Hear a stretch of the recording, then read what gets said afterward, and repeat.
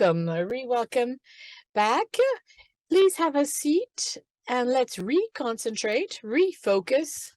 I know that online you are reseated, you're reconcentrated. That's great. You know the words starting with RE, we started this morning. Every so often we can make little jokes using RE. So this afternoon you can ask questions. All afternoon, you are invited to share what you see, what you hear, what you discover on the networks. Remember, you have great power, and this is thanks to your smartphone, which is in your pocket and which is in silent mode. So remember, everything that you retweet or share on the networks with hashtag Refashion Day. And this way you can show that some extraordinary things are taking place around the textile sector. What else can I say? Well, quite simply, this afternoon is going to be truly interesting. You're in the front row to see this. You're going to see that our materials on a day-to-day basis allow us to really read our civilization. We're going to talk about design, about links, about our territories. We're all actors here, and I'd like to give the floor to Julien Durand from...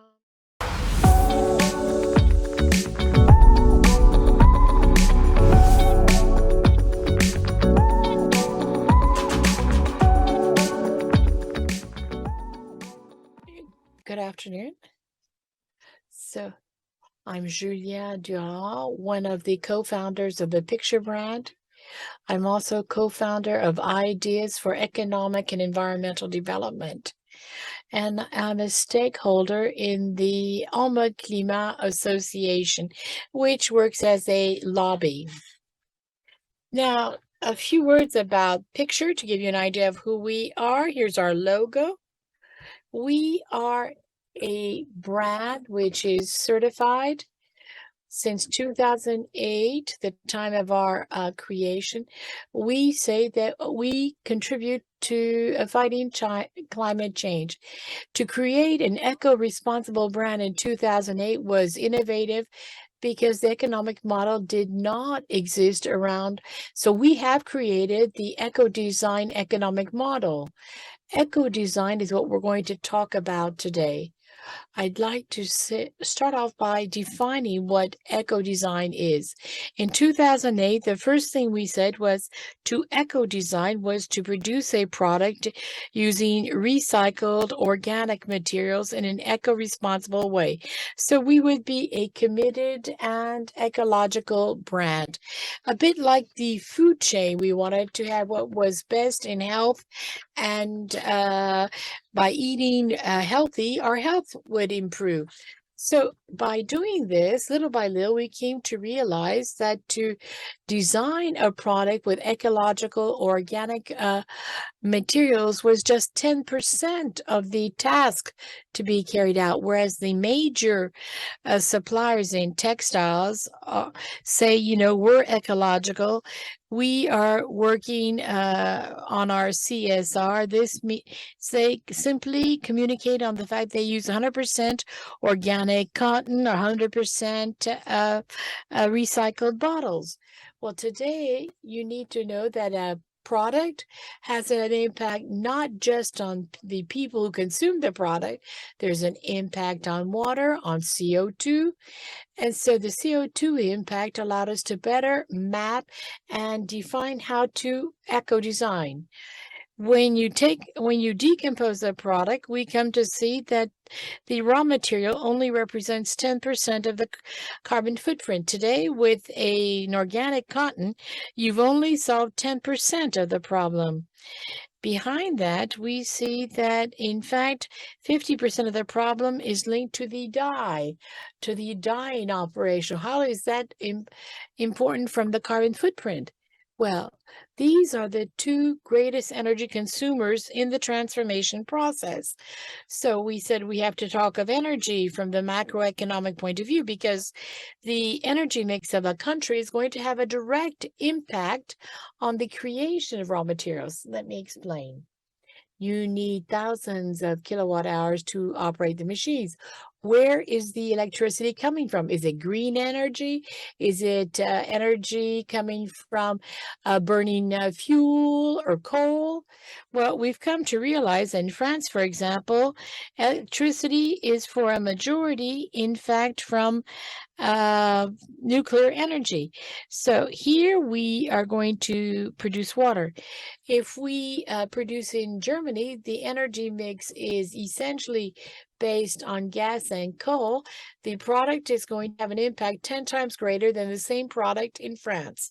So this is why you must look at the country energy mix. We did mapping. We looked at what happens in Asia, in Vietnam. You know that Vietnam is essentially supplied by hydroelectricity, so the carbon footprint is going to be very, very minor compared to the products in China. So we said, okay, so we can produce in such and such a country. This is how we organize our supply chain. But today the issue is, well, we need to relocate. We've identified the fact that the main problem in terms of energy is, so we saw that France has an excellent energy mix, but if we want to change the world, it's the majors that need to change. You know, the small companies like Picture, which is 42 million in turnover compared to Nike, for example, at 36 million euros. So at that scale, these people have distribution models which have nothing to do with a model linked to direct sales company. If you look at 1083, they are in fact going to use a marketing and dissemination online. You have a major industrial company which is going to have a problem because they produce a product, they sell it to a distributor, who's going to sell it to a store. So in the cascade of value creation, so as to ensure that everyone be able to make a living, you're going to have to divide the cost by 5%. So when you look at textiles, for example, a textile product, you have little robotics there. So it's better to choose to produce in Asia and then have a certain degree of sobriety. This problem commits everyone today. There are subjects which are not easy. You have economic models which will enable you to do this, but for the majors, there's going to be a problem of distribution. And for distribution, the major challenge that we have to take up is the issue of sobriety. And sobriety is something that concerns all of us. What is that sobriety? Sobriety means that you want to consume better and less. To consume better and less, then perhaps we need to answer a function rather than impulse purchases. You know, for example, Petit Bateau with fashion, Bash concerning dresses. So maybe we should think of other models like a rental. We, in fact, launched a rental model, which is going to be used by a lot of urban dwellers who are going to, for example, rent their ski clothes because this enables them to avoid having to store them at home. It's going to be hyper profitable for the environment as well. Another subject, in fact, which is very important in the sales mix of a product. So the product no longer is based on one use, end of life, and waste. No, today it's going to have several lives, and you'll have, in fact, circularity. But this is part of sobriety. When you have a societal responsibility as a company, you have to define the product's value chain. The product is worth maybe is sold at 100 when it's new, but then maybe it's going to be sold again at 40, then maybe at 20. So you extend the value of the product, and you're going to generate twice its value compared to the traditional market. Here, in fact, I have a graph to show you, which is extremely interesting and which illustrates what I was talking about. This comes from Mackenzie and MacArthur. You see, the green curve on the bottom is the world GDP. This GDP has increased by 50% up to 2015. In purple, you see the increase in the production of textile products in the world. So since 2000, 100% growth in textile products produced. The red descending curve is the use of the products, which means that we have decreased by 20% our usage of these products, textile products. And here, this is linked to the creation of fast fashion. If we were to define fast fashion, this can be called into question, but this is what we give as a definition. Fast fashion implies prices that are ridiculous compared to prices that were normally asked for. You're talking of a collection which is renewed from 5 to 25 times per year to create a market dynamism, and you have acceleration in sales by promotional sales like Black Friday. So here you're no longer working on a product for a need. We're talking of a product created for a fast-moving fashion. And so here, there is very little service life given to the product because the interest of fast fashion is constant renewal. And consequently, what we can see is that behind each economic model, you are going to see the emergence of entrepreneurs. Fast fashion was extremely profitable. We can take an example of two companies you all know.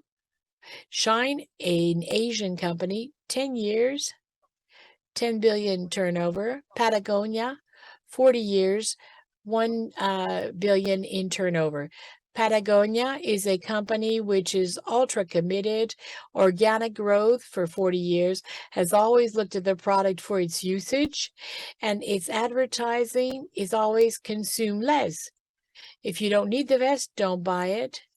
It's still advertising, but very strong messages which are going to have an impact on the consumer's conscience and is going to educate them as well. Because you want to be part of that brand. You want to be part of the consumer community of the brand. So in fact, Patagonia was very strong with this, has survived with a very viable model. Shine has an economic model that works, but from the environmental point of view, it is an environmental catastrophe, and that's a personal belief, because here it's a race to produce, it's a race to greater volume. As we saw in the preceding graph, this is what has killed sobriety. The carbon footprint is reduced at the global level, yet people are producing at cheaper prices, increasing more product, more productivity, using more raw materials. So if you are going to increase production by 100% and save 10% carbon footprint, you've won nothing, in fact. So here we're talking of a role that can be played. And this is what we are fighting for with Mode Climat, because we want to have regulations, not like an eco tax, the tax which aims at taxing the product itself. No, the tax is lower if it is eco-designed with certified materials. But as we said earlier, with the young girl you'll see after me, I was listening to her, She has textiles in Scotland produced in a small local farm. The person cannot get certified because it's too expensive. She has total traceability, but she cannot benefit from the positive eco tax and these because she can't be certified. Because you have a system which is always based on certification, you have to pay for the certification. And so the real reflection that needs to be carried out, and this is what we are working on with Mode Climat, which works as a lobbying group. And what we want, in fact, is to try to think about the number of collections per year, the number of references in a collection, and to see what is possible with the recycling, what is the end of life of the product, excluding recycling. So all of this tries to take into account the energy mix, etc., to ensure that everything is integrated and just not simply saying, well, yes, you know, the eco-design product is great, but if you continue increasing the production by 50%, this is not possible. So what we need to do is change our habits. There is a economic model behind any system.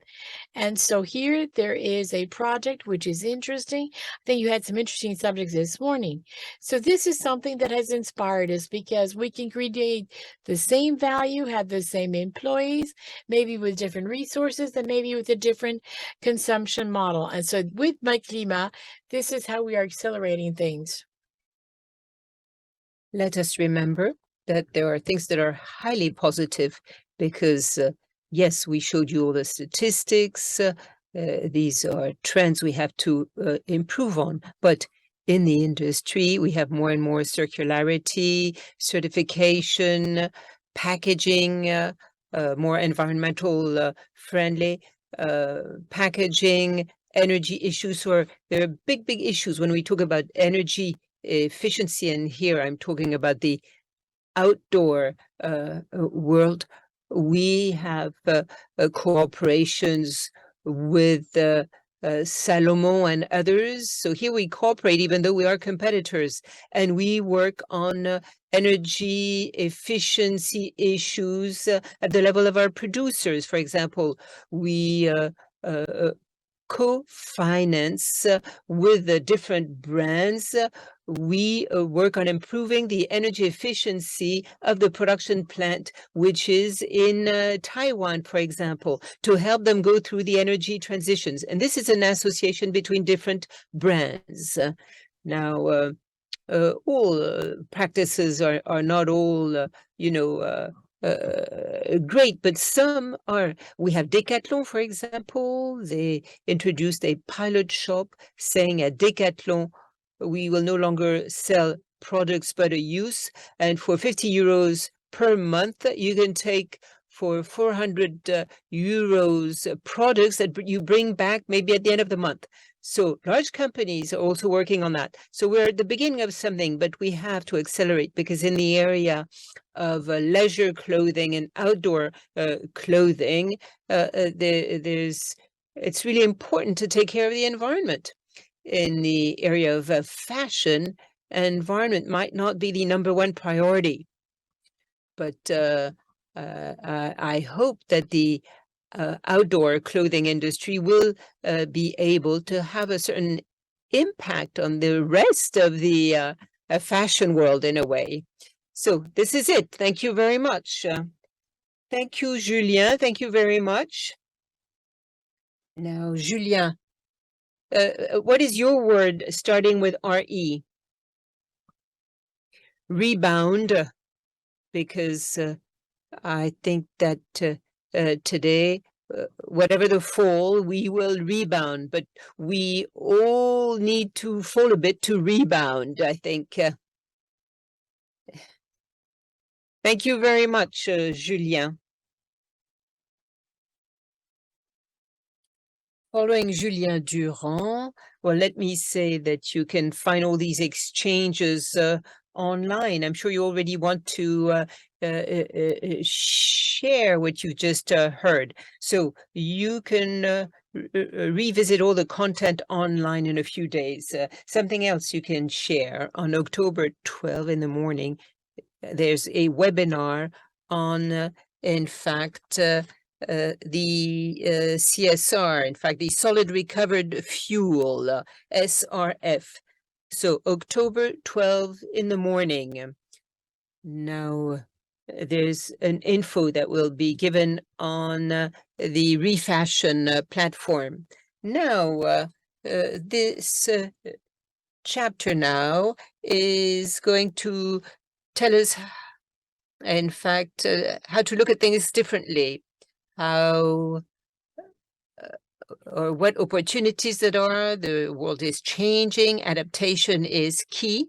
And Céline Cabot, the journalist, Céline Cabot, is going, in fact, to join me here and moderate that part of the afternoon. Yes, to talk about this topic, in fact, that I call Act 2 of eco-responsible brands. Let me call here Thomas Uriez from 1083, Léa Marie from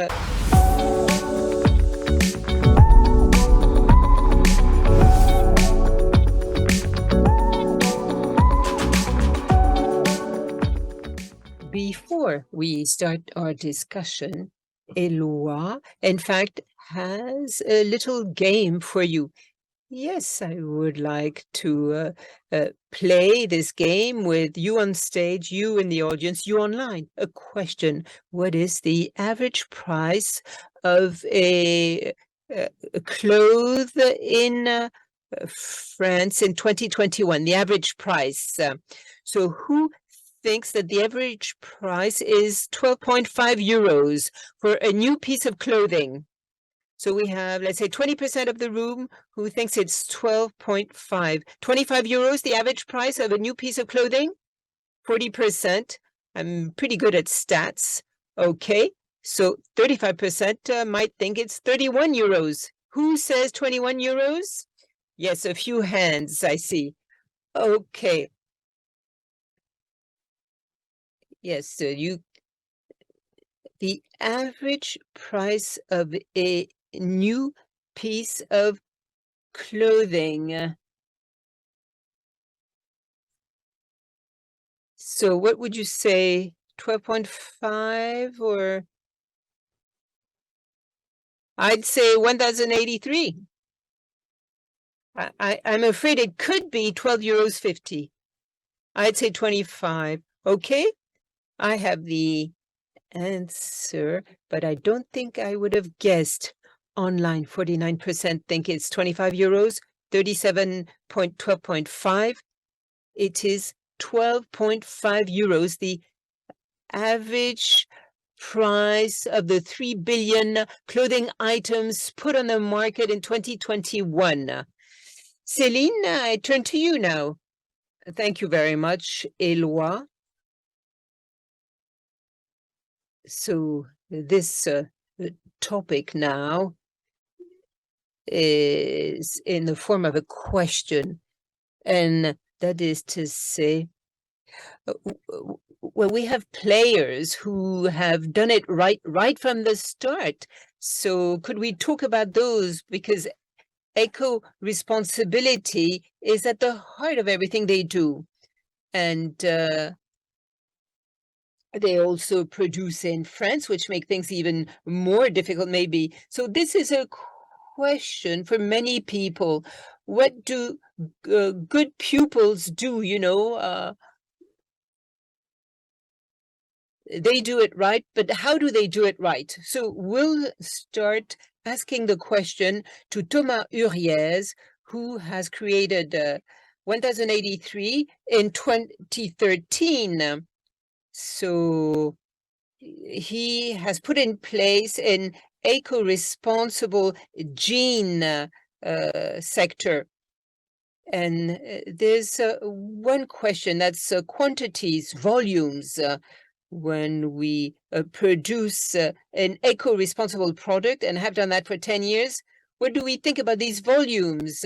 You have whispered to me this sentence. You said that the objective would be that people buy fewer and fewer jeans because the jeans would last longer. Yes, good afternoon to everyone.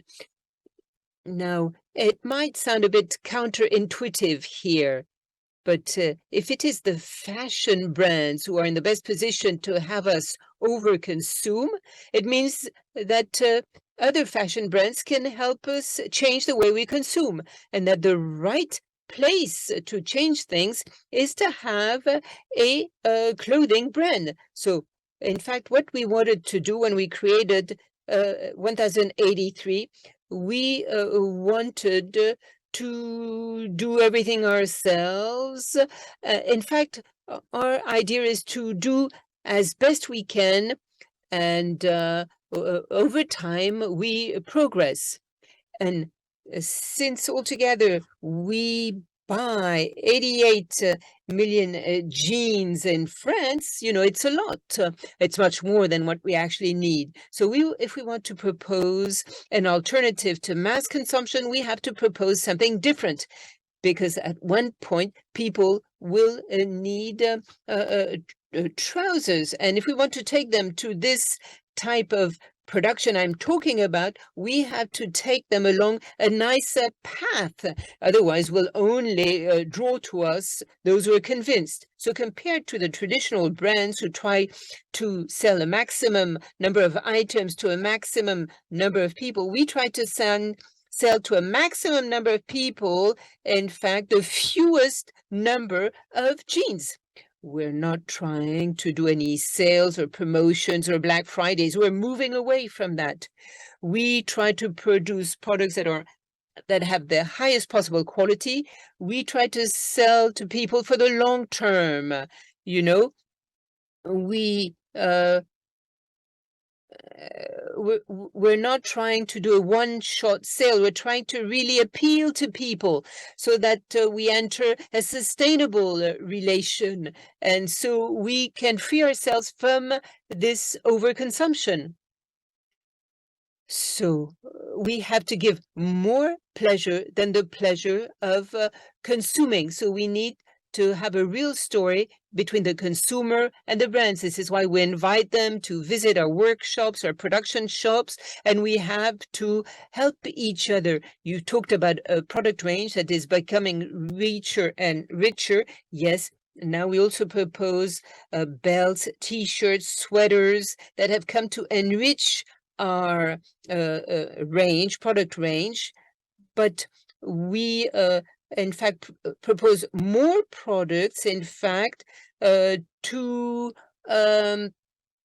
help the environment in a way. So, for example, we have been working with we propose sweaters, but we produce them with St. James because they know how to produce sweaters. With the Slip Français, we have also come up with a bathing suit that has been produced, therefore, by the Slip Français, a long-lasting product that is recyclable. So we can, in fact, work with all the other brands. Even though we are competitors, we cooperate. And if we pool our means, if we cooperate together, we're able to improve our sales. So it's an offensive way of defending the made in France and to develop our market share, and in this way reducing the market of these items. So once again, a fashion brand can modify the fashion world. What do you think about this idea of quantity, volume, and your commitment at the Slip Français?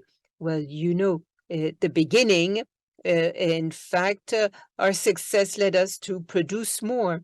What we do is we do everything in France. All the knitting, etc., is done in France. That is our philosophy. And volume management for us was of concern, for 7-8 years. But now things are stable, and we adapt our purchasing to what we sell. We try to match supply and demand. We don't want to overproduce because there are some laws also that are coming and lead us to think about the consumption of a product, consuming less but better. We keep in mind the sustainability of our products, the life of our product. And Deborah, the Bonne Facture is a higher end brand, not that accessible. And our brand is slow fashion. Once again, the prices are not really always affordable for everyone. So there's the choice of the raw material, the reconstruction of a sector, the definition of the production or the manufacturing. And what we want is the people to wear as long as possible our items. But of course, we cannot control the way people consume our products. We can have consumers who are very compulsive in their purchasing. So despite all the efforts we can make to make a highly sustainable product, a coat that can last for 10 and 15 years, but you can also have people who will change their coats much more often. So we do not control the whole chain. Yes, you cannot control everything. We can encourage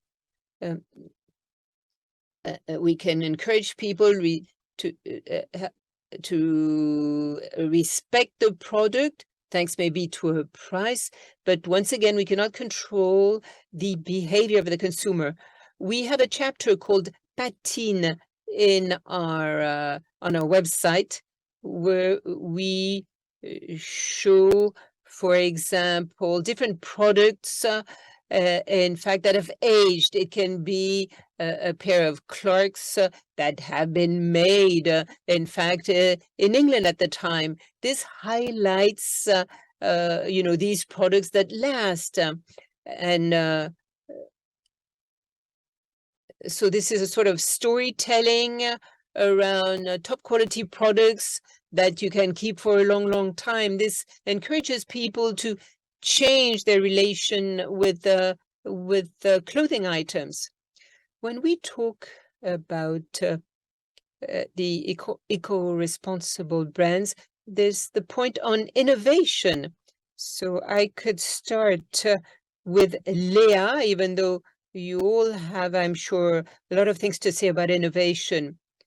The customers of your different brands do not always know about your innovation, the innovation in the area of material, new materials. Yes, this year we've done a certain number of innovations with hemp. We were able to introduce hemp in our products and make the product accessible. We worked with a partner who introduced the seamless technology in France to produce some products. So seamless underwear, yes, and comfortable for men and women.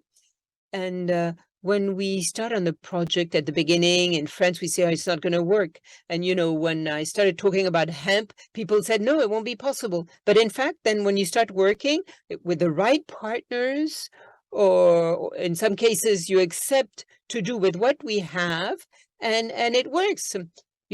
At one point, we said, okay, well, we won't come up with that product, but we'll come up with this one. And finally, the French industrialists are ready. They're coming out of an important pandemic. They had a sort of new start, and they're very open. Today, we're introducing this idea of the bathing suit of the future. And we want to work and come up with a product that will really make a difference and will be environmental friendly. Deborah, this work, these innovations natural fibers, linen, organic linen, wool. This is something that is at the heart of your business model and your brand? Well, we try to come back to the way things were done before.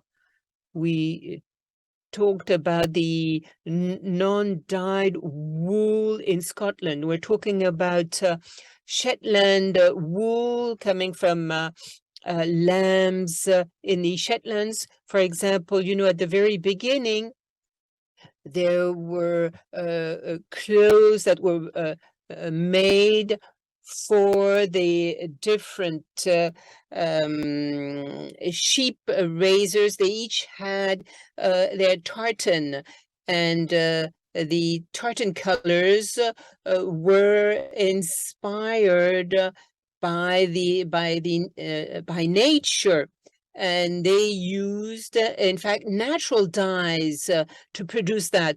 Over time, chemical dyes were used, but we tried to come back to these natural dyes, or sometimes the coating that is used that can be toxic to make a waterproof product. Well, what we try to do is to have tighter woven product that will make it possible to do it away with the actual coating of the material. So you see, it's, I don't know if the right word is innovation, but it's looking back to actually move forward and innovate in that way.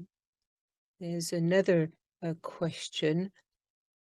When we grow, when we develop, when we put innovation at the service of a respect, there's the whole question of communication.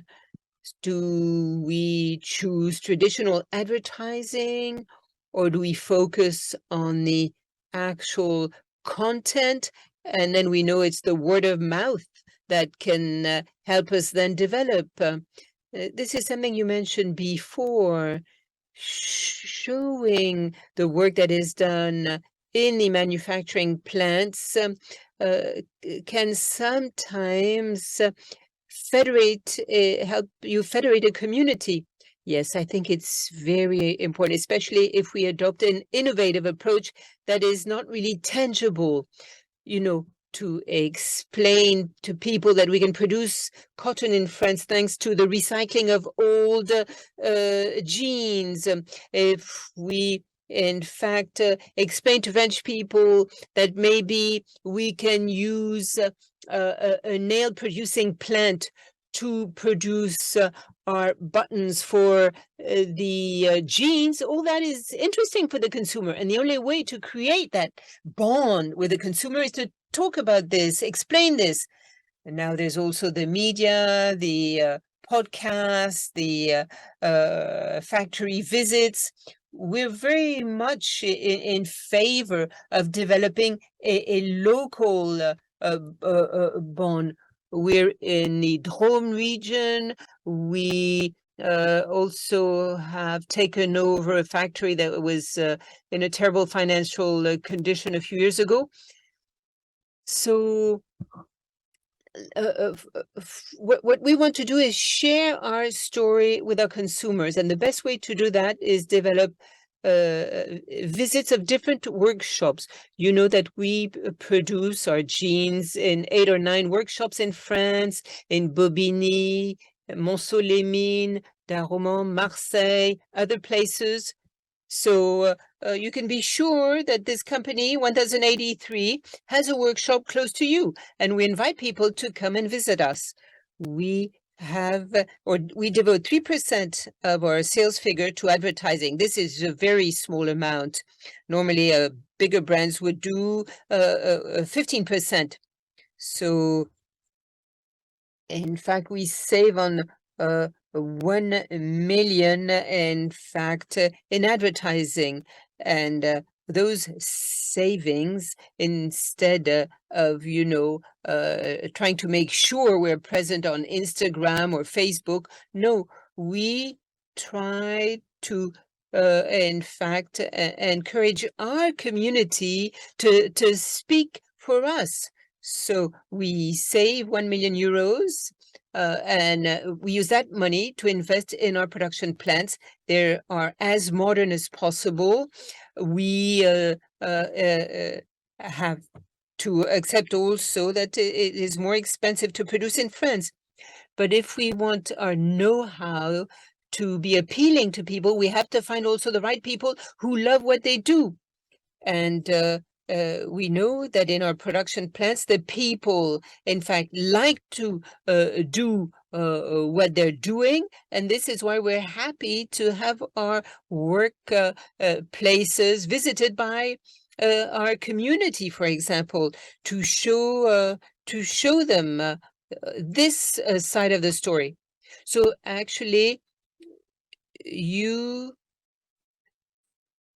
embody the whole purpose of your company, and you give visibility also to all those working in your workshops. And Deborah, you also work with many small workshops, and you give them work. Yes, the idea of de Bonne Facture. We do co-branding with our specialized workshops. In the beginning, we were only in the different regions in France. Then now we have one in the north of Italy for knitting, and one in Porto in Portugal for shirts, for example. In we worked in France, but we were not able to stay in France because, you know, our products do not have a price as high as Hermes, for example. So we needed also to use a know-how in other countries in Europe. And on the labels of our clothing, we have the name of the production site, where it's been made, how it's been made. There's that link also. And we want to share that story with our consumers. We explain this on our internet site. We explain this on the labels of our clothing, to be able to tell that story on the clothing item, to try and explain what we do.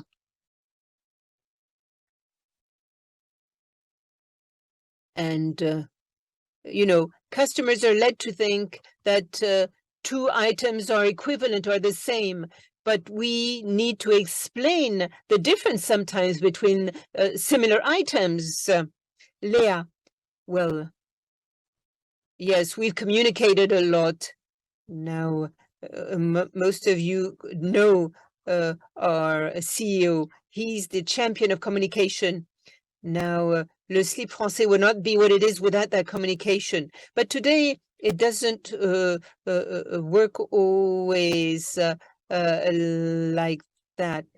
What we know how to do is that each launch, we explain the story. When we introduce the seamless or a bathing suit, we take time to explain to our customer, but also to our ecosystem, why we do it, how we do it.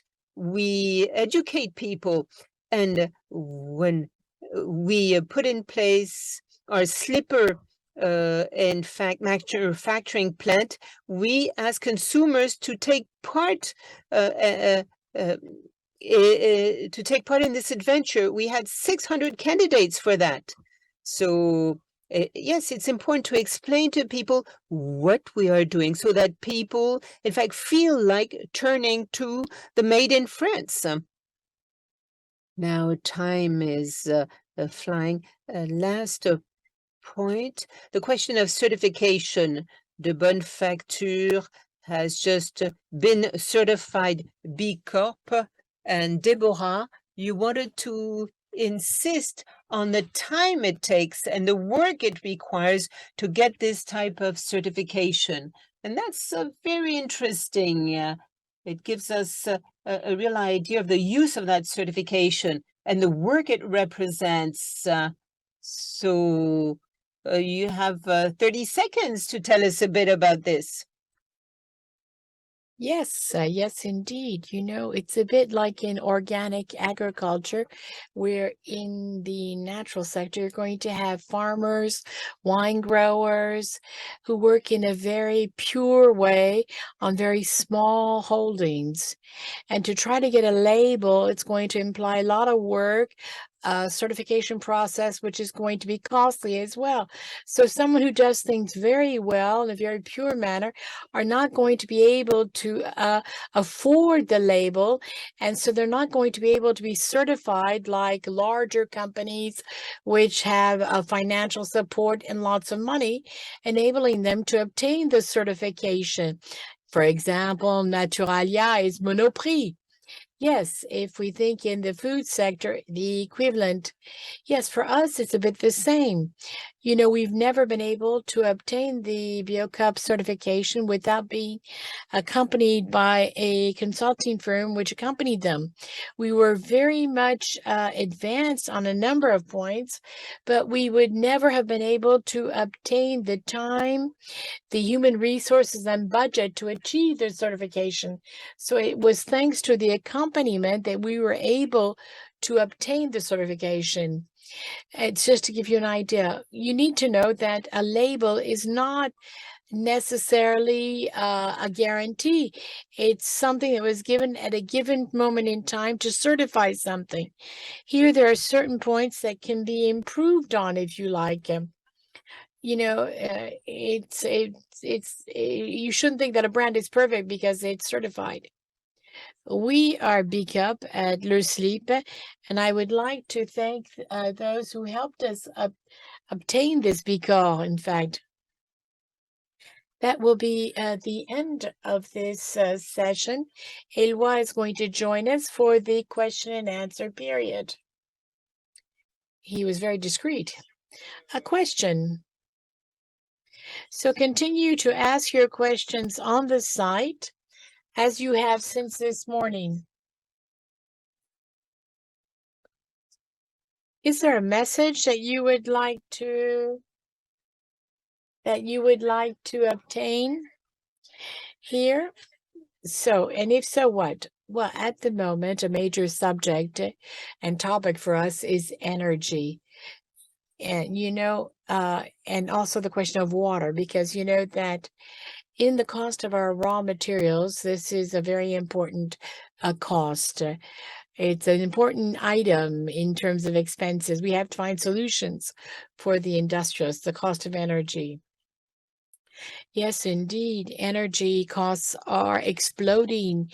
The budgets of our industrialists and the weavers, in fact, in the Vosges, there's the challenge of getting the information known and also the need to create demands for this type of profession.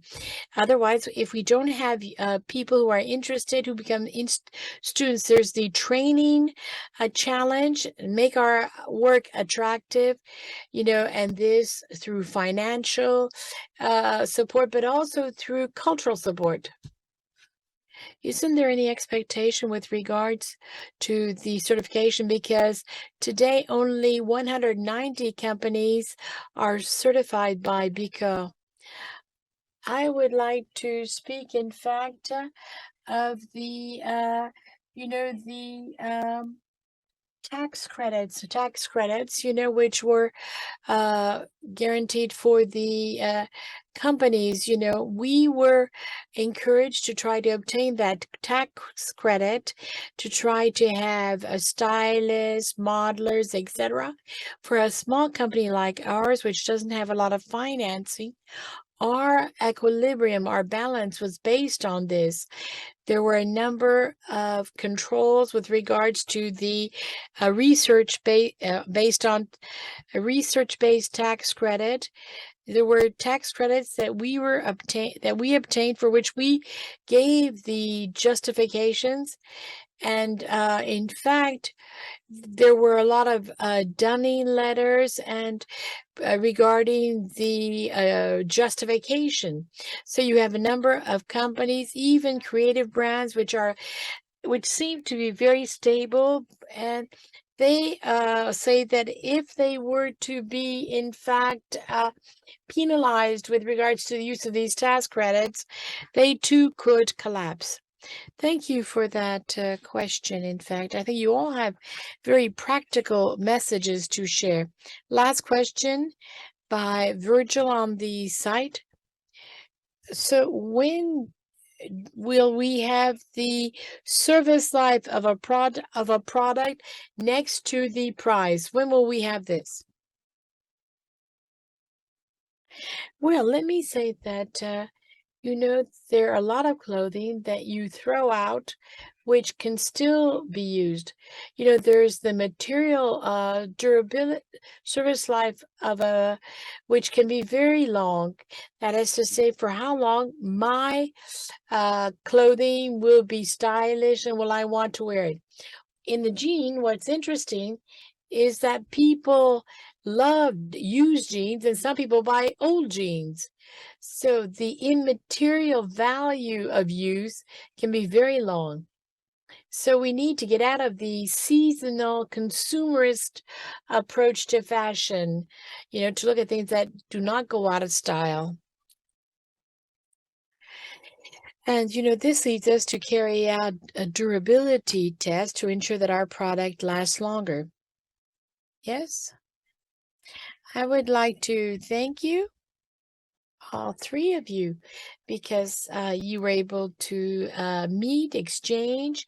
For me, it's very interesting to be able to have each have sufficient speaking time on this subject, which is extremely important for these brands, which are so-called virtuous brands, even if you don't do everything perfectly right. But it's good to see the good students in the textile industry. Thank you.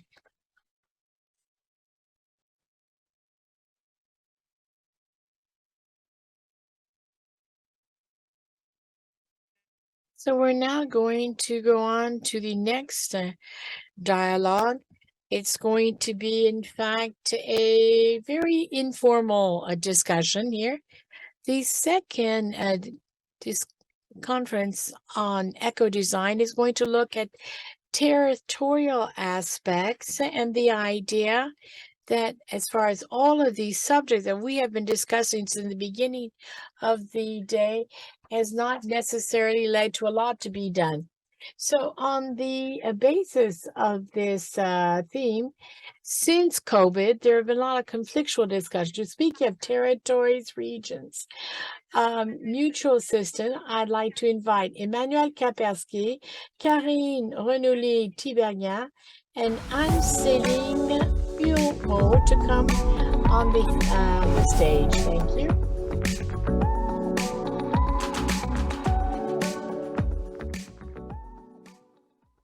Good afternoon.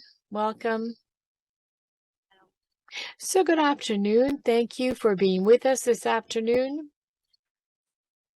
I'm going to start off this roundtable on territoriality with you, Emmanuel Kaspersky. You are an animator for the Territorial Pole for Economic Cooperation and animator of Recycl'Occ Textile.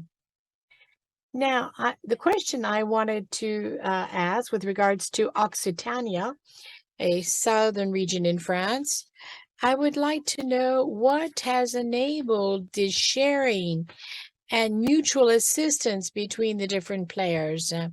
I think there was the question of having a number of common tools enabling you to work together. For example, a common supply chain you mentioned that you have implemented. So how many players involved? How did you practically work here? Well, first of all, good afternoon. Thank you for inviting us to this event. So first of all, this is a supply chain that evolves, which day after day is going to bring on new players.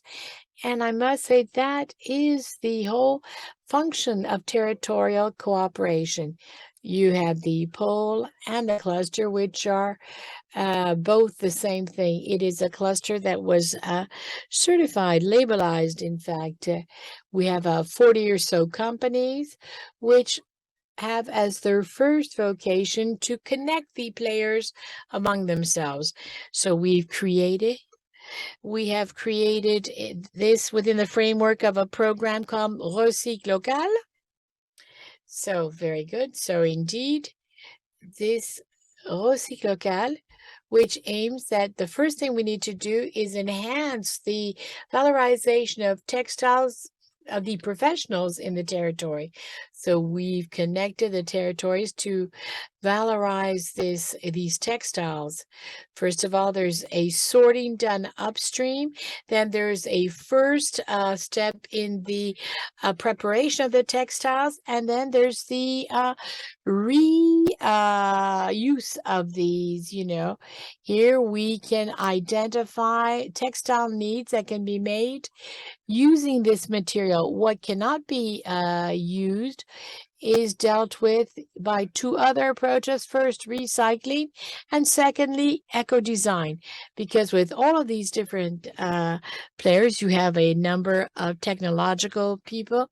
We've told the gendarmerie and others, we are developing a range of work clothes which will be produced with the textile products recovered in our territory. We will valorize them, upscale them with a number of companies. And so this is something we've been able to do through the connection of these different players. In preparing this intervention, we spoke of the coordination of actions around this recovery of the textile waste that you've organized for the city of Toulouse. Do you want to develop that point? No, well, it's exactly the application of the program I just spoke of. In fact, we started the program with Toulouse Metropole and, with the companies, the municipal authorities. And so what we have done is start things up over the territory. We have Montpellier Metropole, which has also adopted this approach. They've met with Suez company, which has important missions regarding the waste collection over the territory. So we contacted them. We went to see Suez on behalf of Montpellier Métropole, said to present the program. And of course, Suez accepted to meet with us, and they were very interested in our presentation. The national director came to see us from Paris because they were very interested in all of this. And so there was a kind of cascade effect. If you adopt this principle of respecting and valorizing their textiles, they're going to impose this on their subcontractors, and this creates a snowball effect, if you like. And this has led us to include major communities and all of this to bring about this transformation, to find a solution other than just incineration. Because, there are many uses for textile waste. I know that you've raised my curiosity here. You spoke of a circular textilotech. Can you tell us what that is? Well, yes, if we are to talk of cooperation, the idea is to pool things together, to mutualize things. And so we are working with our members to have a kind of automatic sorting, but we're going to share an industrial tool which is necessary for the territory to deal with the non-reusable textile waste, to recover the threads. I think you know Filature du Parc, which is a leader for the recycling of threads thanks to the carding. And so we have this mutualization, and we have a tool that was proposed and suggested by our members that we wanted to put in place together because of the amount of work it involves. And so there's a work group which has started proposing and having known that textile materials which can be used to reproduce products, and these could be recovered. And so we set up a logistics organization with these kind of collection banks on wheels. And so this contributes to that circular approach. So we have a network that is being put together. And here, in fact, we're able to collect these textile sources. If you have textile sources on your hands that you need to get rid of, well, we can send someone to recover the material. In fact, we've already recovered some 10 to 15 tons of textile materials that we make available to the textile workshops. And you know that today there are some that are very well known. We create a sampler of these different materials, and you have small workshops whereby the seamstresses, tailors can obtain these materials. And I must say that in Occitania, the region has entrusted us with a market to produce large garbage collection bags. And DODSP, one of our members, in fact, has a lot of plastic waste material. And today we're going to use this to produce products, textile products. And so we have a market, for example, for Occitania for 5,000 very large garbage collection bags. So it's something which is difficult to implement on your own, but when you have a collective approach to it, it can be done. So we spoke of this common value chain. We talked of the textile tech. And I think that together you're able to organize joint communication operations as well. And you have a festival which allows your members to speak, if you like, in one voice on certain themes, certain subjects. Yes. You know, we were talking about this with various people here. You know, there is, for example, you know, today, a lot of consumers are not aware of the impact they have if they work like this. And I think that we can change a great many things by having this information made available and by creating awareness. You know, the biggest consumers are the 15 to 25 years of age. That's the heart of our target. Within the prospects of the festival, we questioned 20 young people on their consumption, and they realized it was a very important subject, the question of textiles. And we learned from young people that we mobilized that there are a lot of young people who have totally changed their practice, their habits, you know, and we hadn't tried to train them. We simply, you know, question people on their habits, on their practices to see,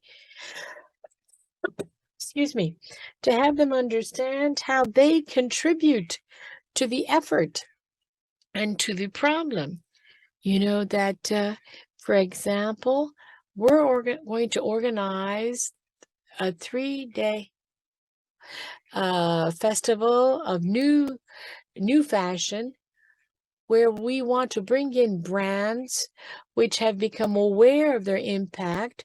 Some are present here today, and we're very happy to highlight them and show that this new fashion is not limited to very small creators, designers, but that there are big brands which have done some very interesting things.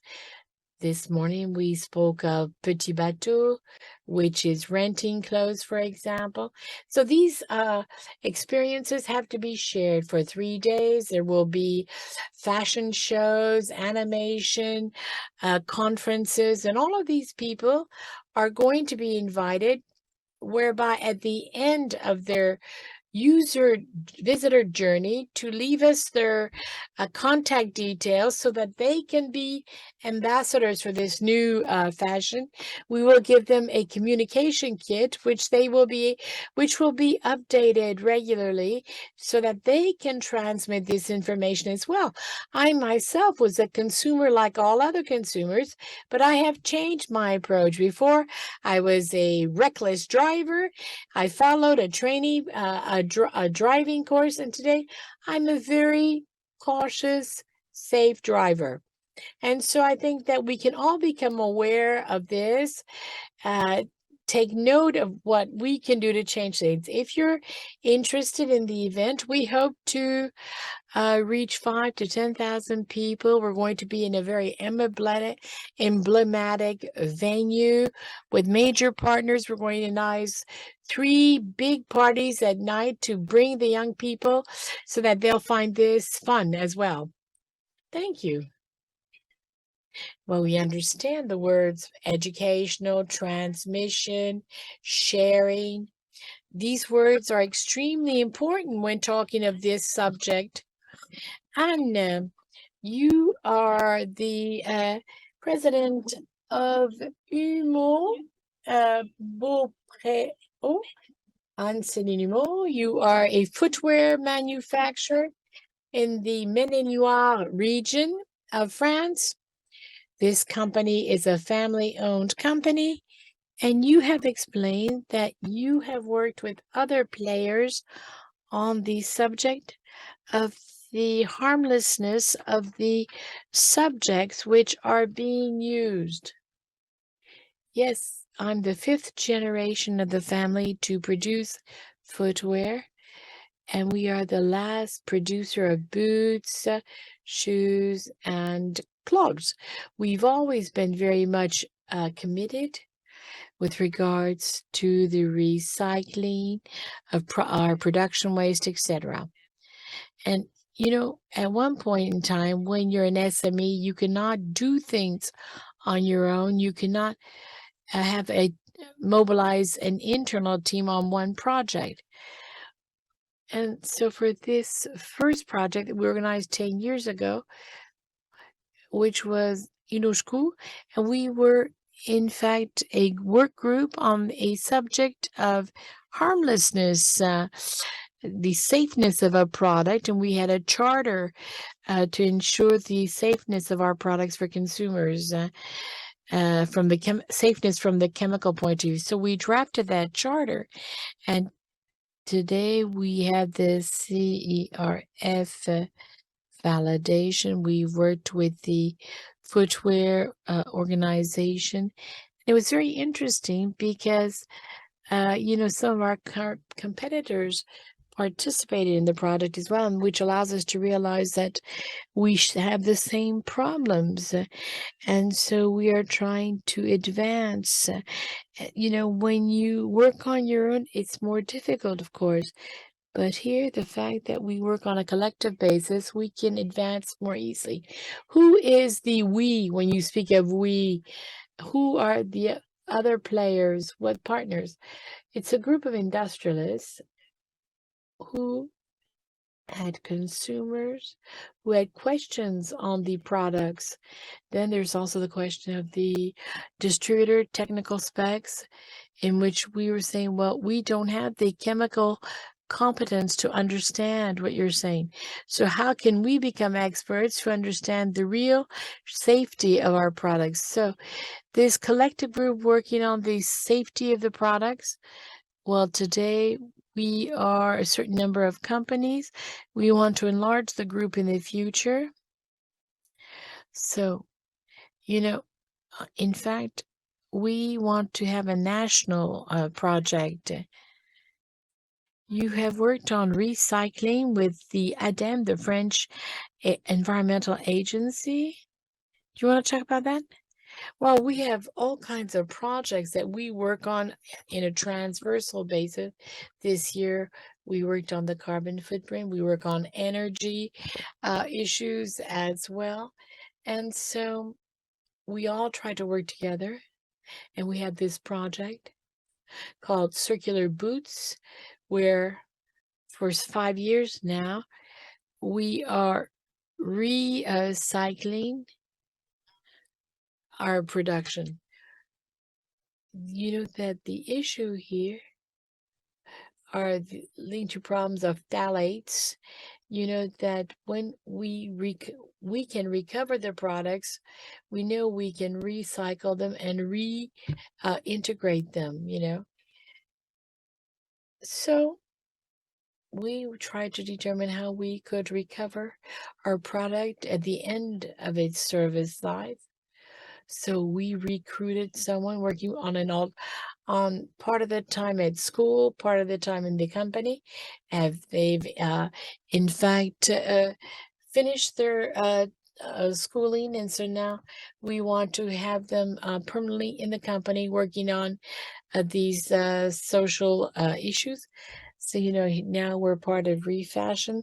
We've carried out a first phase for collection of products, and now we're analyzing this. So I'm going to go to give you the floor now, you know. Karine Renouilly Tibergarden.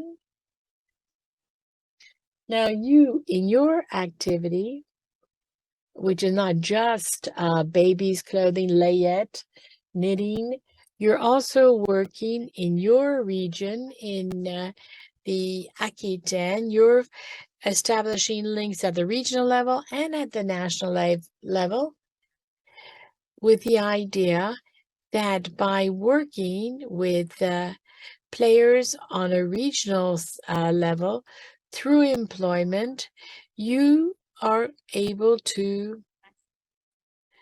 identify areas where, in fact, we could find people creating layette articles before the industrial age. You know that at our manufacturing at Rouen and south of Rouen as well, we have factories producing more than 1 million pieces of layette. I think that everyone knows that the French textile industry is really, really in a difficult period, better than it was 4 years ago. But if we want to rebuild the textile industry in France, we have to do it together. And, you know, at the national level, there's a group for knitters, for example. You know that the last 20 years, we've no longer trained programmers for the knitting machines. The programmers that existed, in fact, were no longer employed. But now, you know, all of our knitting machines, in fact, are running. And the problem is to know who is going to program these machines. And it is by working on this that we, in fact, teach from the French National Assembly the reopening of a educational program for programmers for knitting machines. And this has started since early September. We believe that production will not resume if we keep our manufacturing secrets. It's together that we will be able to succeed, in fact, and re-knit in France. You know that in France, we know that it is possible to knit in France. You know, we were doing 200,000 pieces a few years ago. We're now doing 1 million a year. It works very well with the brands, the retail chains that we work with. So I don't think we can relocate all textile production in France. There are products, of course, where there is a certain amount of manual labor. There, the problem is that wages in France are higher than in Asia. But I was happy to know, for example, at the idea that the sweater I wear, the jumper I wear, was knit by someone who has the same labor rights than I have, paid vacation, social security, retirement, etc. And I must say that today it's something that I'm really very, very attached to. I think this idea is something we have to bring back to France. Into France and other countries where we have the same social systems. It's not normal, in fact, to dress wearing clothes that were knit by people who don't have our social benefits and advantages. Yes, so that's very much linked to the CSR, corporate social responsibility.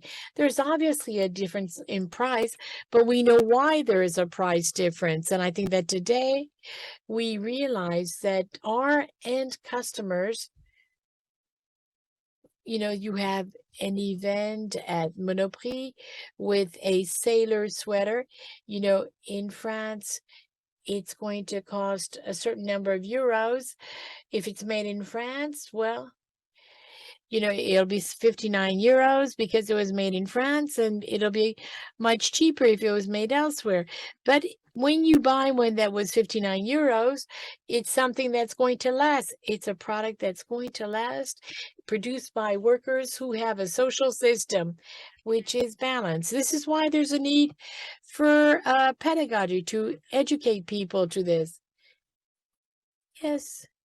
I think there's also the need to talk to our knitters, for example, to have people understand that everyone has a different history, a different story to tell. And this, that today everyone is snowed under in products. But here we can explain how our factories work, how we decide to produce our items, our pieces, etc. And this despite globalization.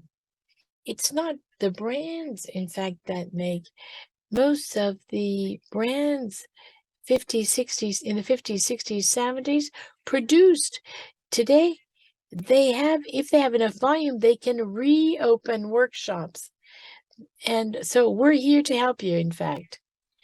Yes. And I think that now we're going to have the question and answers. A question. Do you recover footwear also, or just clothing? So, well, we have someone representing footwear. Well, I cannot speak for the whole sector, but yes, we retrieve those shoes in PVC. It's easier to recycle. Now, the for footwear, often shoes have a second life. So we've lost a bit the jobs of repairing shoes. But no, I agree. There's still work to do in retrieving or recovering leather shoes. Another question. What would you expect from the sector? It's a very open-ended question. So if you have something to ask to all these players of the textile sector here online, what would it be? Well, I always have the impression it's for me to offer something to the sector. Well, now, rethink within your companies about producing in France. Or, in CSR, it's also a question to relocate your production. Maybe the sector could set up working groups to rethink all this, the reasons why. Well, working groups, yes, there are some, thanks to Refashion, there is a movement underway. We see it. Anyone has another idea, other expectations from the sector? I would say let us be ambitious. And is it the sector who is to offer ideas? No, I think it's a collective approach. But let us define a long-term vision and start ambitious projects. Now, the sector is very broad. It's not just the brands. And I think that there are many players upstream that recover the material. There are a certain number of things that are being done. There are many proposals. I think it's important to support the R&D, but you talk about collecting footwear. It's difficult to find the technologies. It represents big investments. Now, we looked into this, so it's important also to move ahead from a technological point of view, but it's very expensive, and it's not just a sector. There's also the state. It's a very profitable investment. We see it here in your intervention today. There's this possibility to create many jobs in France, thanks to a system that we call local recycling, and this will regenerate production. The state is also playing an important role. There's, of course, the European market, but if in a call for tender you include the supplies and the service, not just supplying clothing, but in addition, you offer a service, a collection service, and retransformation, reprocessing the material. Who can do that apart from a local player? And this is not taken into account in call for tenders. And there are some local authorities who are ready to do that. So here also we can make proposals. Yes, the brands need to invest, but also the public authorities. Everyone is to invest. It will be in the interest of everyone, for the environment, for the jobs. Thank you very much. Now, I would like to ask you the word starting with R-E. Re-knit. Re-knit for me. Resilience for adaptation and innovation. Local recycling for me. Okay, thank you all very much.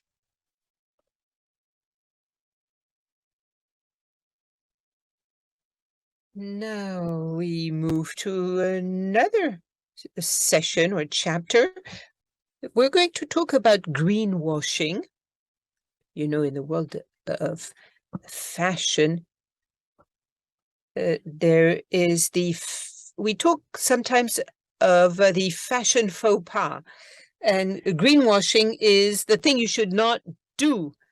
But it is difficult to define this from a legal point of view. And on top of that, it's a multifaceted word. So to talk about this, I will call Valérie Martin from ADEME.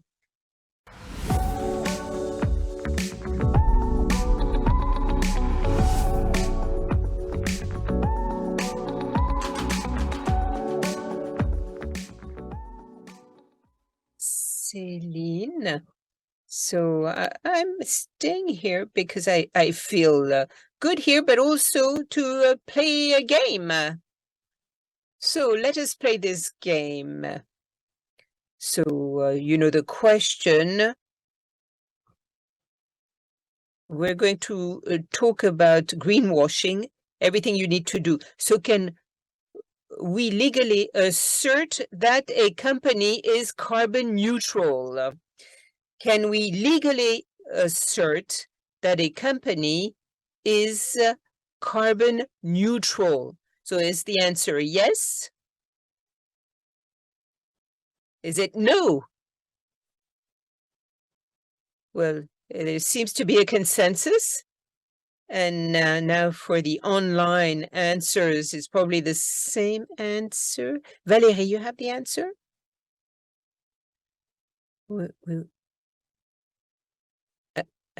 I was...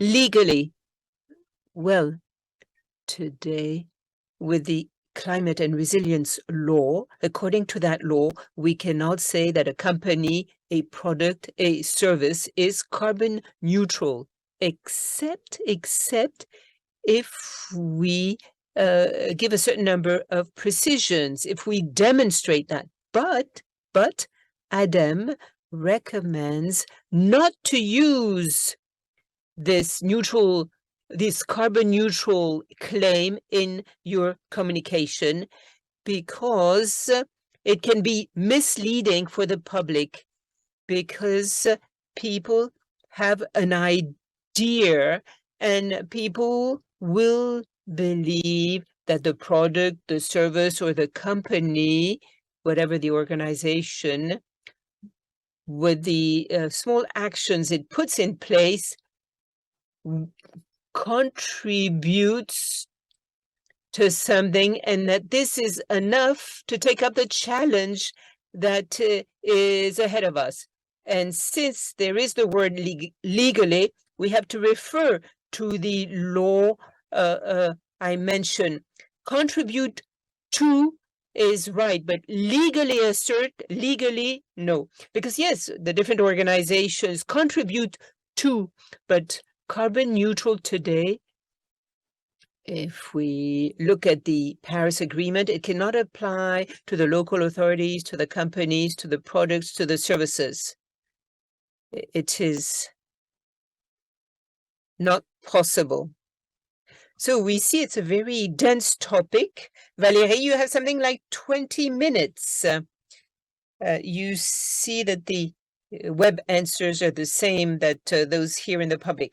Now, today is the day where the guidelines on communication has come out. Now, Valérie Martin, you're head of the service called Citizen Mobilization and Media at SMCM ADEME. So, greenwashing, according to you, is not just false advertising. It's a term, you said, that needs to be clarified because it's very complex from the legal point of view. Yes, any message, whatever the medium, including in the mouth of some of our leaders, with the message that comes out, could in fact be misleading when it comes to the quality of a product or a service. This is very important because it's not just something on an ad or on a poster. No, even things that can be written on the packaging, also in the narrative or announcements that can be made by companies who communicate, also in magazines of collective authorities or companies, or things that are transmitted by influencers.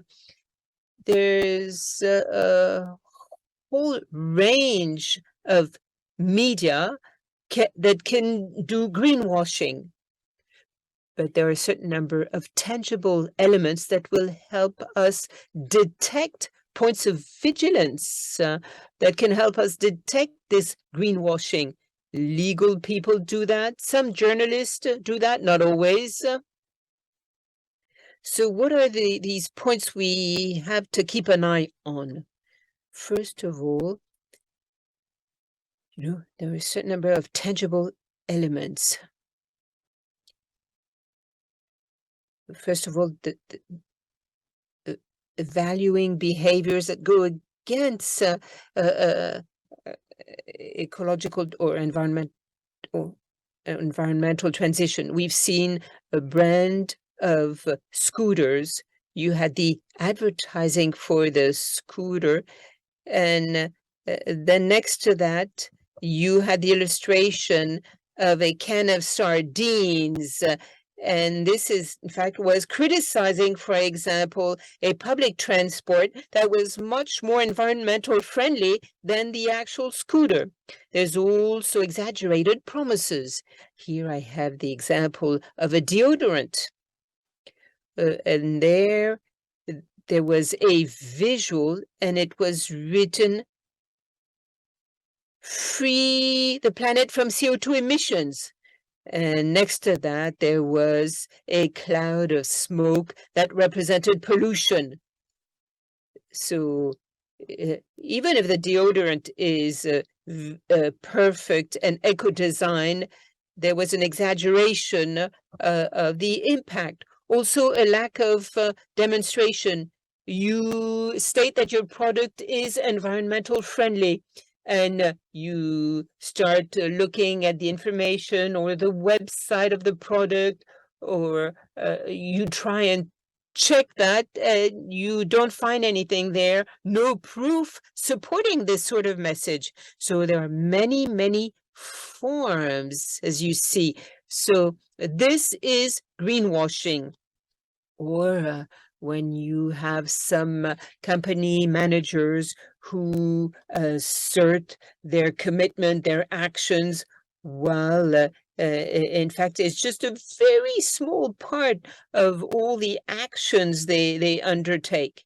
So once again, uh, it's important to remain humble and to propose proofs. I would like to recall something. Tomorrow will come out the responsible consumption barometer. Last year, it showed that 31% of consumers did not trust the brands, the narratives of companies.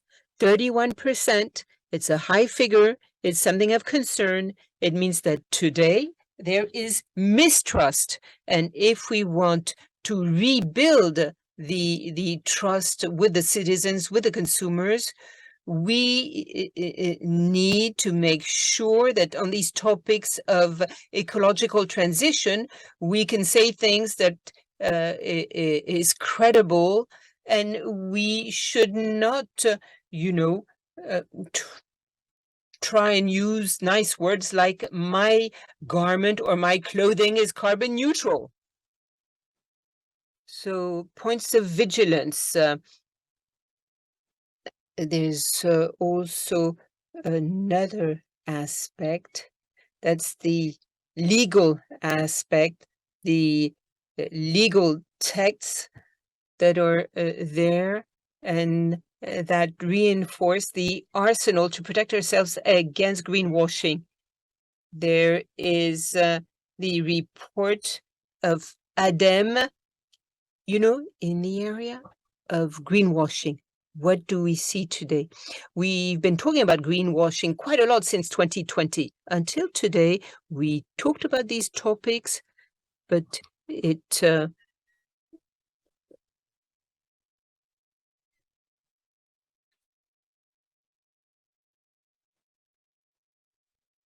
was a name and shame. Now, today, apart from NGOs, we see associations of citizens like Réveil Citoyen who challenge and accuse on the social media the greenwashing practices that exist. There are some very good examples on the internet. So that's a first important point. Furthermore, today, what do we see with the ARPP, this organization that regulates advertising, and ADEME? This is something that was asked in 2007. It was to see how environmental claims were dealt with, taken into account in advertising.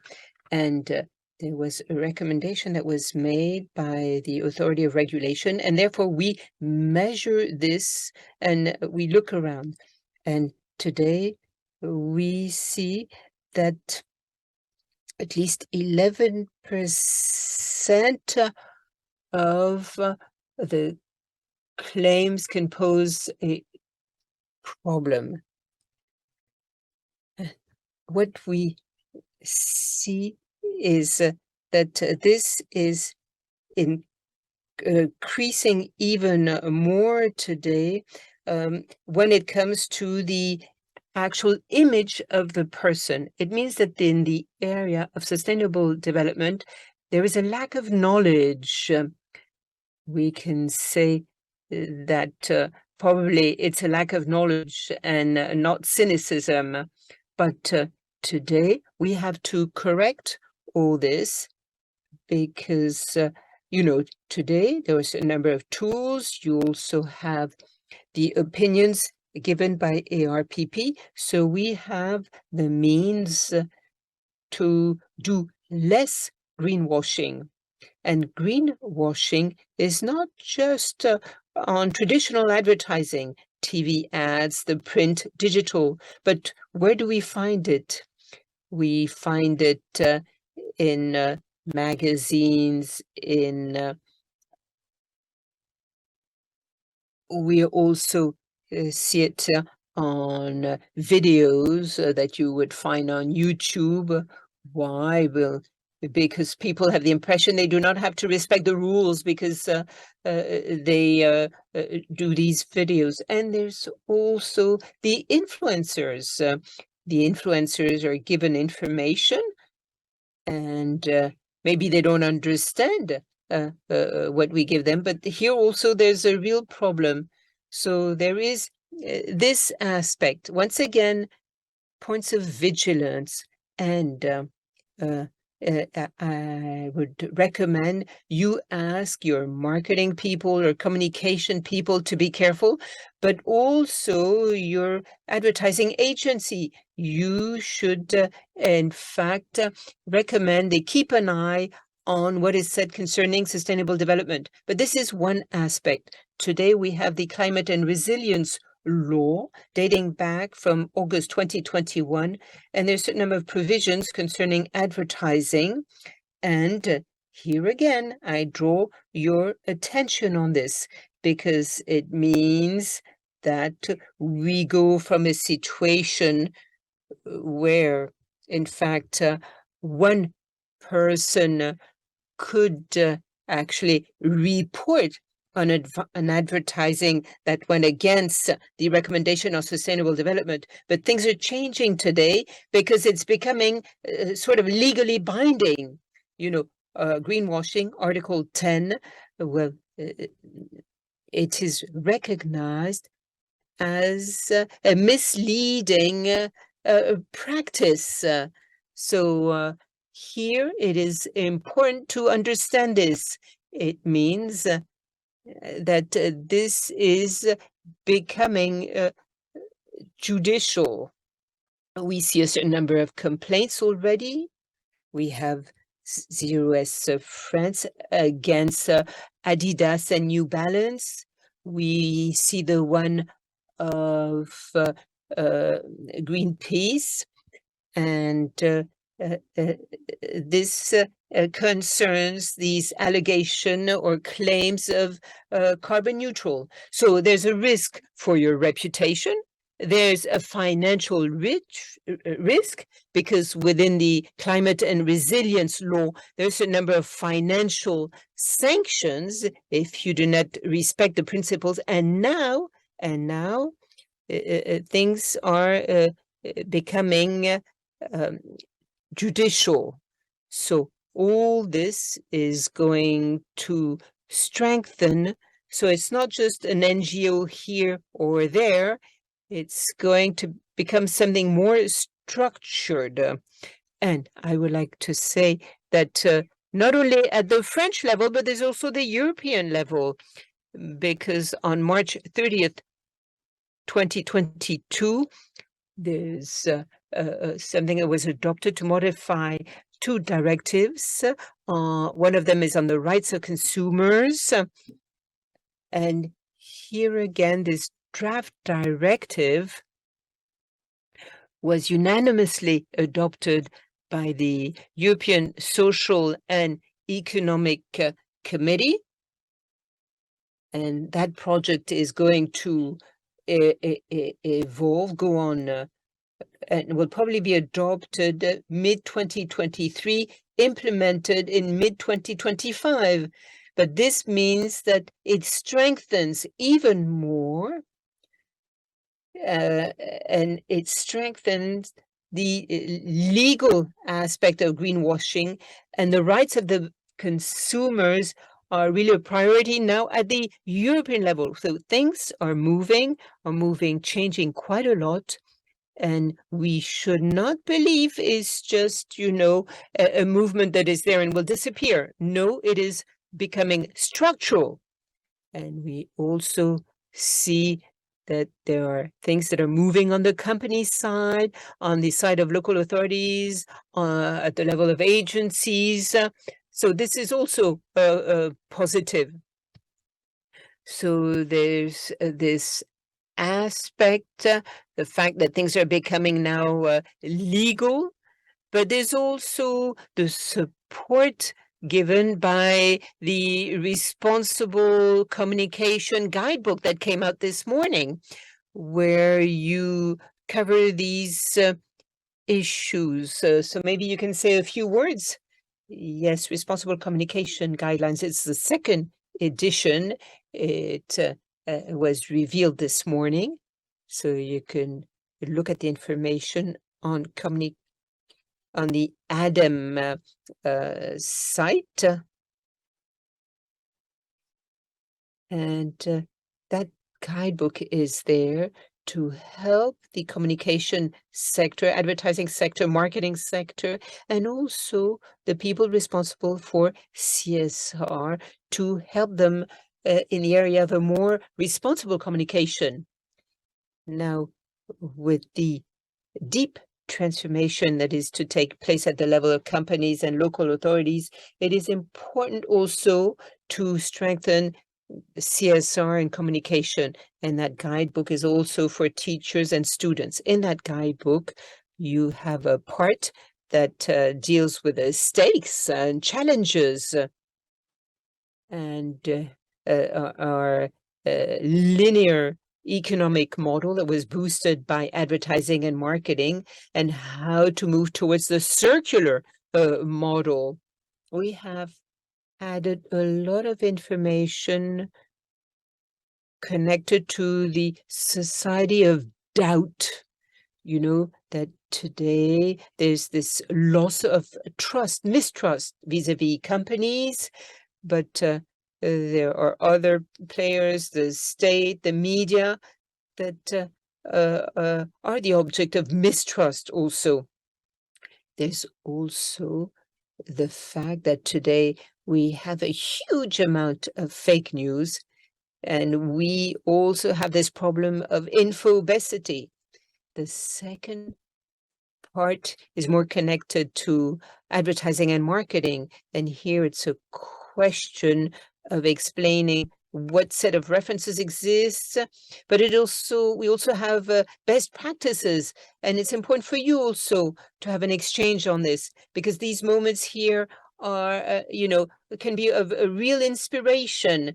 It's we don't ask people to invent something. It's important to share best practices are important. And we did two focuses, one on communication at the service of the company transformation.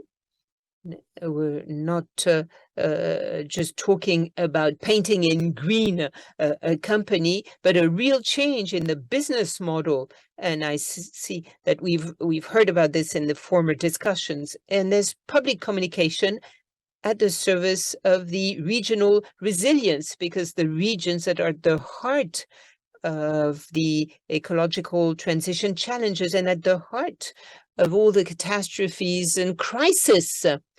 And the third part is much more operational. It covers the messages.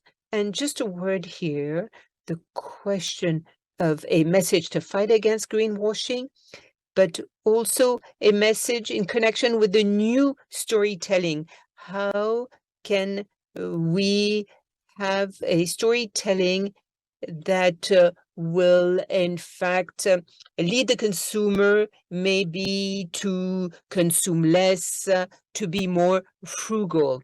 And then a whole set of tools, best practices for eco design, for designing one's events, one's digital communication, or one's audiovisual media. 3 words you 3 words you wanted to insist, and we have time for that. Would you like to mention them? So transparency, humility, and sincerity. I think that those are 3 major words which today should lead our actions in terms of communication. This is essential if we want to truly be able to anchor ourselves, focus ourselves, and show that we have a communication approach which is more responsible. If we don't respect these 3 words, we will not have committed ourselves to a responsible communication approach, because we will not have understood the essence of what we need to do. We will not have enabled ourselves to project ourselves in a more transparent, sincere world where there is less mistrust. And I think that the players who really commit themselves to this need to be pushed forward. Thank you. Thank you very much for your presentation. Thank you very much. Maybe before we introduce Hélène Daré, who I'm going to give the responsibility of closing this session on eco design, I'll give you my word that starts with RE, and that would be to re-explain, because I felt that when we look at Act 2 of Responsible Brands, if we speak of territories and transversality, I think we see that throughout these roundtable sessions, there is a call to change the system culturally and in depth. I think there's also a new way of taking the floor. Part of this is the narration, the story we need to tell. So I think there's a need to be pedagogical, to explain. This is in the service of the eco-recycling, eco-design, etc. So my RE word is to re-explain, so as to establish that link with the story here. So I'm going to ask Hélène Daré from Refashion to join us here to close the session on eco-design. Eco-design, the new and unique production mode. Good afternoon to all of you. I'm responsible for closing this very important subject of eco-design. And I must say that I'd like to first of all thank all of the speakers, and I hope that we all have understood that eco-design is not a nasty word. It can scare people, maybe the majority of us. Very often we speak of eco-design as wanting to reinvest things. People are afraid of this because it's the unknown. It's a plunge in the unknown. It's going to cost money. We're afraid of not having results or doing things wrong. So how is Refashion going to accompany that how is Refashion going to accompany eco design? Our mission is to create awareness, inform, accompany, and federate the actors of this sector. So it's a bit complicated because very often we're asked to define eco design as if all of a sudden we could produce such a definition.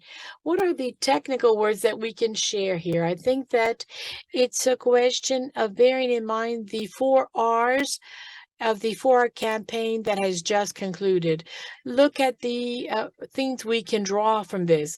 First are to reuse. How can we design products which are as sustainable as possible, which will not have one life but several lives? Second are repair.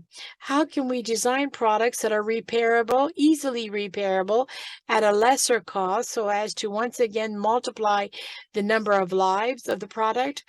The R from recycle, from the first sketch, how can we integrate in the product the idea of recycling it when it will become a waste? How can we ensure that it not remain a waste but a new resource? And in the idea of recycling, how can sometimes we can privilege recycled materials rather than virgin materials when we produce new products? And the last R, which sometimes scares people, is that to reduce the environmental impact of our sector, reduce the use of virgin raw materials, reduce the impact of production, reduce the impact of consumption, a lot of reduction.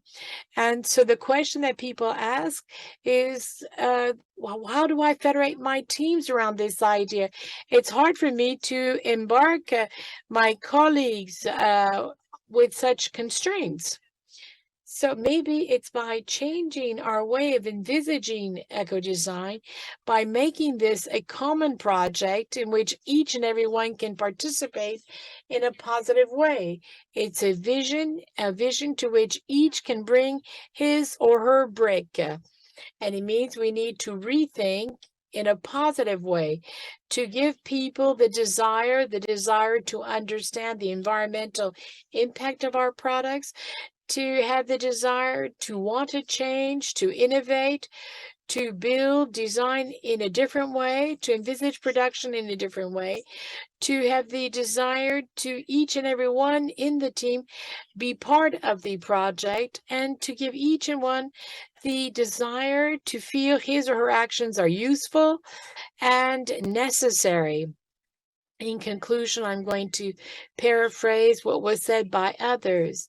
Jean-Marc, for example, by saying that at Refashion, eco-design should be a project that is a common project, one which is coherent, in which everyone can see his action in his or her sphere of activity.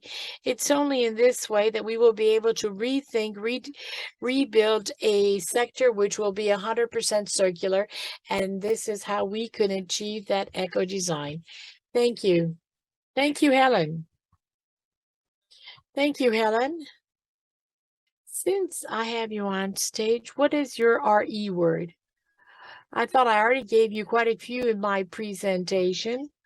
If I was to give you one, I would say to re-enchant. I think we need to, all of us together, re-enchant the way in which we produce things, the way in which we produce textile products to have a lesser environmental impact. Thank you, Helen. We're going to have a break, a short break. I could see people yawning, trying to breathe. This is normal. Having said this, I have a few messages to share. You are numerous here in sending in words starting with RE. Maybe we can look at the word cloud. I'm going to re-inject Valérie Martin's word. Her word was reboot. So we're going to reboot. Rethink, reduce, recycle, relearn. We see our four R's, including rethink. I have a book to show you. Valérie Martin was sorry not to show you this book. This book was published this morning, The Guide for Eco-Responsible Communication. If you want to know more on your business and the business of others, it's in this book. So that's my copy. It's accessible. You can go www.communicationresponsible -ADEME. It's 12 euros. I think it's not too expensive. Now, friends online, I think you've come to understand that after each session, you have a room to continue the discussions and exchanges. So we have a break and we meet here again at 4 p.m. 4 p.m. and we'll talk about consumption. There's something that's interesting. See you in a short time.